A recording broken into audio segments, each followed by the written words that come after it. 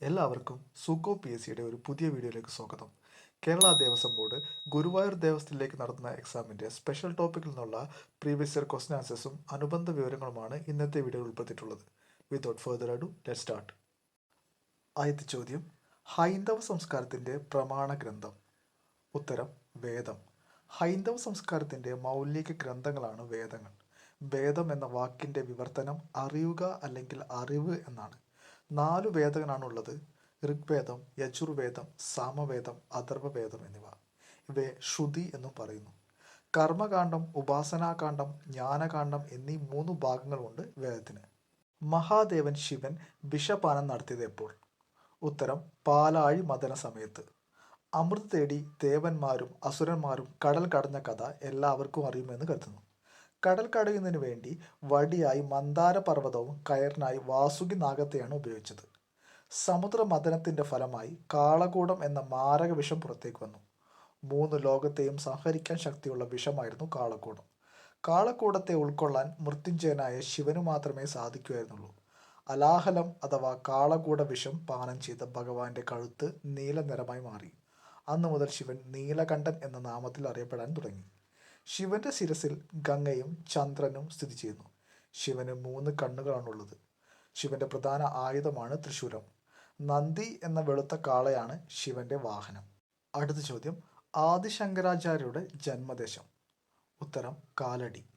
ആദിശങ്കരാചാര്യർ കേരളത്തിൽ കാലടി എന്ന ഗ്രാമത്തിൽ ജനിച്ചെന്ന് കരുതപ്പെടുന്നു. അദ്വൈതം എന്ന വേദാന്ത തത്വത്തിന്റെ ഉപജ്ഞാതാവായി അറിയപ്പെടുന്നു. ഗൗഡപാദനായിരുന്നു ശങ്കരാചാര്യരുടെ ഗുരു. ഭാരതത്തിലെ വിവിധ ഭാഗങ്ങളിലായി 4 ആശ്രമങ്ങൾ ശ്രീ ശങ്കരൻ സ്ഥാപിച്ചിട്ടുണ്ട്.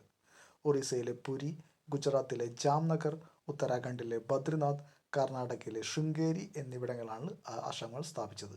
അടുത്ത ചോദ്യം, രാമായണത്തിലെ ഏറ്റവും മഹത്തായ ഉപദേശം ആരുടേത്? ഉത്തരം സുമിത്ര. അയോധ്യാകാന്ഡത്തിലെ 40-ാം അധ്യായത്തിലെ 9-ാമത്തെ ശ്ലോകമാണ് രാമായണത്തിലെ ഏറ്റവും മഹത്തായ ശ്ലോകമെന്ന് കരുതുന്നത്. ലക്ഷ്മണനോട് മാതാവായ സുമിത്ര പറയുന്നതാണ് ഈ ശ്ലോകം. രാമനെ നീ ദശരഥനായി കാണുക, സീതയെ ഞാനായി കാണുക, വനത്തെ അയോധ്യയായി കണ്ട് സുഖമായി ജീവിക്കുക.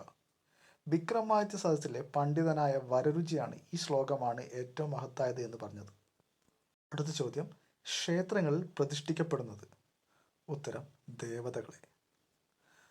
അടുത്തത്, അയോനിജനായ ഒരു മഹർഷി ശ്രേഷ്ഠൻ. ഉത്തരം അഗസ്ത്യൻ. അയോനിജൻ എന്നാൽ ഗർഭാശയത്തിൽ നിന്ന് ജനിക്കാത്തവൻ അല്ലെങ്കിൽ ദിവ്യ ഉത്ഭവം എന്നാണ് അർത്ഥമാക്കുന്നത്. അഗസ്ത്യ മഹർഷി അയോനിജനായാണ് പിറന്നത്. അടുത്ത ചോദ്യം, കാനനവാസിയായ അയ്യപ്പൻ പ്രതിഷ്ഠിക്കപ്പെട്ട അവസ്ഥ. ഉത്തരം നൈഷ്ഠിക ബ്രഹ്മചാരി. അടുത്തത്, ഭദ്രകാളിയുടെ അവതാരം എവിടെ നിന്നാണ്? ഉത്തരം ശിവനേത്രത്തിൽ നിന്നാണ് ഭദ്രകാളിയുടെ പിറവിയുണ്ടായുള്ളത്. അടുത്ത ചോദ്യം, ദേവവിഗ്രഹവും പീഠവും തമ്മിൽ യോജിപ്പിക്കുന്ന വസ്തു. ഉത്തരം അഷ്ടബന്ധം. ക്ഷേത്രങ്ങളിലെ വിഗ്രഹവും പീഠവും ഉറപ്പിക്കുന്നതിന് ഉപയോഗിക്കുന്ന അതിശക്തമായ ഒരു തരം പശയാണ് അഷ്ടബന്ധം. ഓരോ 12 വർഷം കഴിയുമ്പോഴും പുതിയ അഷ്ടബന്ധം ഉപയോഗിച്ച് ക്ഷേത്രങ്ങളിൽ വിഗ്രഹങ്ങൾ വീണ്ടും ഉറപ്പിക്കാറുണ്ട്. അഷ്ടബന്ധം എന്നത് ഒരു സംസ്കൃത പദമാണ്. അഷ്ടം എന്ന വാക്കിന് 8 എന്നും ബന്ധം എന്ന വാക്കിന് ബന്ധിപ്പിക്കുക എന്നുമാണ് അർത്ഥം. അഷ്ടബന്ധം എന്നാൽ 8 വസ്തുക്കൾ ചേർത്ത് ബന്ധിപ്പിക്കുന്നത് എന്നർത്ഥം. അടുത്ത ചോദ്യം, ശംഖധ്വനി എന്തിനെ പ്രതിനിധീകരിക്കുന്നു? ഉത്തരം ഓംകാരം. ശംഖ് ഊതുമ്പോൾ ഓം എന്ന ശബ്ദമാണ് പുറപ്പെടുന്നത്. 2 തരം ശംഖുകളുണ്ട്: വലംപിരി ശംഖ്, ഇടംപിരി ശംഖ് എന്നിവ. വലംപിരി ശംഖിൻ്റെ സ്വരൂപം വിഷ്ണു സ്വരൂപമാണ്. ഇടംപിരി ശംഖിൻ്റെ സ്വരൂപം ദേവി സ്വരൂപമാണ്. പൂജയ്ക്ക് ഉപയോഗിക്കുന്ന ശംഖാണ് ഇടംപിരി ശംഖ്. ദുർഗാദേവിയുടെ കയ്യിലാണ് ശംഖ് ആയുധമായി മാറുന്നത്. ശംഖനാഥം മുഴക്കാത്ത ക്ഷേത്രമാണ് ഇക്കരെ കൊട്ടിയൂർ ക്ഷേത്രം. ഉടഞ്ഞുപോയ ശംഖ് ജലത്തിലൊഴുക്കണം എന്നാണ് പ്രമാണം.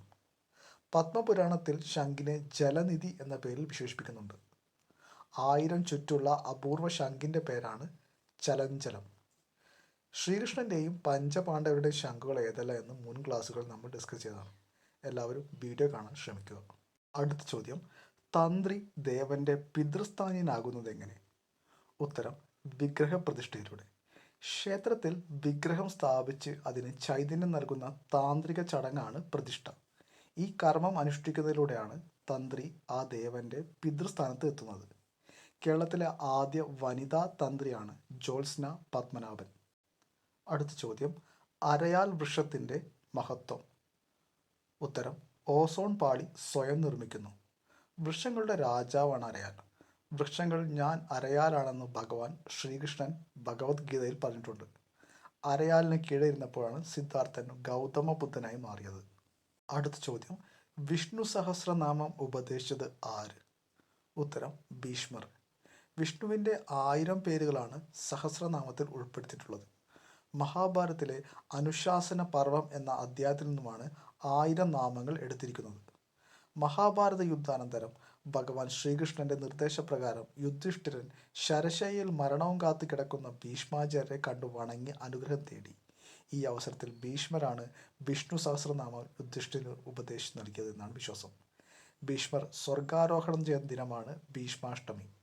കുരുക്ഷേത്ര യുദ്ധാനന്തരം 58 ദിവസമാണ് ഭീഷ്മ പിതാമഹൻ ശരശയ്യയിൽ കിടന്നത്. അടുത്ത ചോദ്യം, യുദ്ധം മനുഷ്യന്റെ മനസ്സിൽ നിന്ന് തുടങ്ങുന്നു എന്ന് പ്രശസ്തമായ ചൊല്ല് ഏത് വേദത്തിൽ പ്രതിപാദിക്കുന്നു? ഉത്തരം, അഥർവവേദം.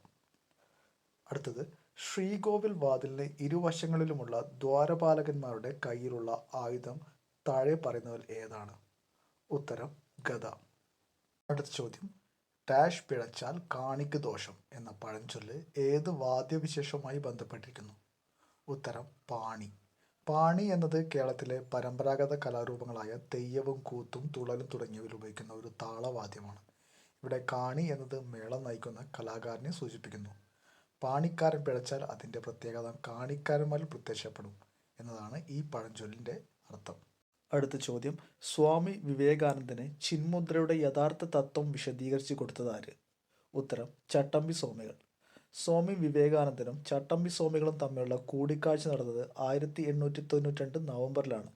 സ്വാമി വിവേകാനന്ദന് ചട്ടമ്പി സ്വാമികൾ ചിന്മുദ്രയുടെ പൊരുൾ വിശദീകരിച്ചത് ഈ കൂടിക്കാഴ്ചയിലാണ്. ചിത് എന്ന് പറഞ്ഞാൽ ജ്ഞാനം എന്നർത്ഥം.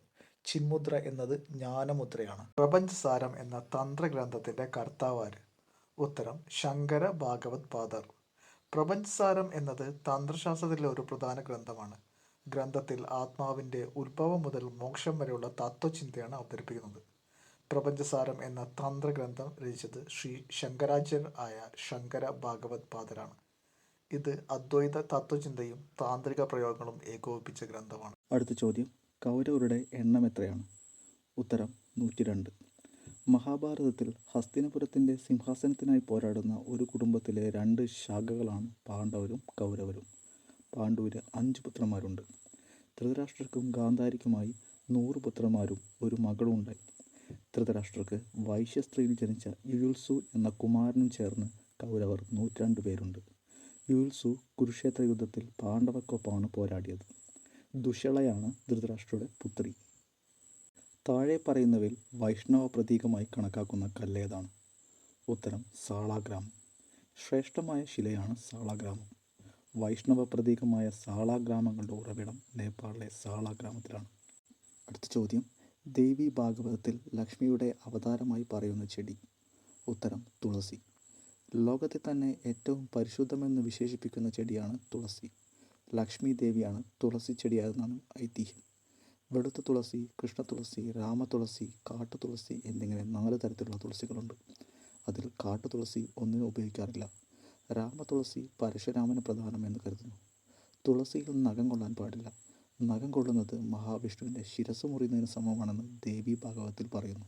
അടുത്ത ചോദ്യം, കടും ശർക്കര യോഗത്തിൽ പ്രതിഷ്ഠയുള്ള ഭഗവതി ക്ഷേത്രം ഏതാണ്? ഉത്തരം, മലയാലപ്പുഴ ദേവീക്ഷേത്രം. പത്തനംതിട്ടയിലെ മലയാലപ്പുഴയിലാണ് ഈ ക്ഷേത്രം സ്ഥിതി ചെയ്യുന്നത്. ഭദ്രകാളി ദേവിയാണ് ക്ഷേത്രത്തിലെ മുഖ്യ പ്രതിഷ്ഠ. കടു ശർക്കര യോഗം എന്ന വിദ്യ ഉപയോഗിച്ചാണ് ഇവിടുത്തെ വിഗ്രഹം നിർമ്മിച്ചിരിക്കുന്നത്. ക്ഷേത്രത്തിലെ സ്വയംഭൂവായ ശിവലിംഗം വളർന്നുകൊണ്ടിരിക്കുന്നു എന്നാണ് വിശ്വാസം. പുറത്തു നിൽക്കുന്ന ഒരു കൊന്നമരത്തിൻ്റെ തണലിൽ സ്ഥിതി ചെയ്യുന്ന ഈ ശിവലിംഗത്തിന് ക്ഷേത്രമില്ല. അഭിഷ്ടകാര്യത്തിനായി മോതിരം വെച്ച് തൊഴൽ എന്ന ചടങ്ങുള്ള ക്ഷേത്രം ഏതാണ്? ഉത്തരം, തൃച്ചംബരം. കണ്ണൂർ ജില്ലയിലെ തളിപ്പറമ്പിൽ പെരിഞ്ചല്ലൂർ ഗ്രാമത്തിലാണ് തൃച്ചംബരം ക്ഷേത്രം സ്ഥിതി ചെയ്യുന്നത്. കംസവധത്തിന് ശേഷമുള്ള ശ്രീകൃഷ്ണനാണ് ഇവിടുത്തെ പ്രതിഷ്ഠ. ഇവിടുത്തെ മഹോത്സവത്തോടനുബന്ധിച്ച് നടക്കുന്ന പ്രധാനപ്പെട്ട ഒരു ചടങ്ങാണ് മോതിരം വെച്ച് തൊഴൽ. ഉത്സവത്തിന് ശേഷം ബലരാമൻ യാത്ര പറയുമ്പോൾ ജ്യേഷ്ഠൻ്റെ പുറകെ പോകുന്ന ശ്രീകൃഷ്ണനെ പാല് കാണിച്ചകത്തേക്ക് കൂട്ടിക്കൊണ്ടുപോകുന്ന ചടങ്ങ് ഇവിടുത്തെ പ്രത്യേകതയാണ്. ശമ്പര മഹർഷിയാണ് പ്രതിഷ്ഠ നടത്തിയതെന്ന് വിശ്വസിക്കുന്നു. കേരള ദേവസ്വം ബോർഡ് എക്സാമുകൾക്കുള്ള സ്പെഷ്യൽ ടോപ്പിക്കിൽ നിന്നുള്ള പ്രീവിയസ് ഇയർ ക്വസ്റ്റ്യൻ ആൻസേഴ്സും അനുബന്ധ വിവരങ്ങളുമാണ് ഇന്നത്തെ വീഡിയോയിൽ നമ്മൾ ഡിസ്കസ് ചെയ്തത്. വീഡിയോ ഇഷ്ടപ്പെട്ടാൽ ലൈക്ക് ചെയ്യാനും ഷെയർ ചെയ്യാനും മറക്കരുത്. എല്ലാവർക്കും സുക്കോ PSCയുടെ നന്ദി, നമസ്കാരം.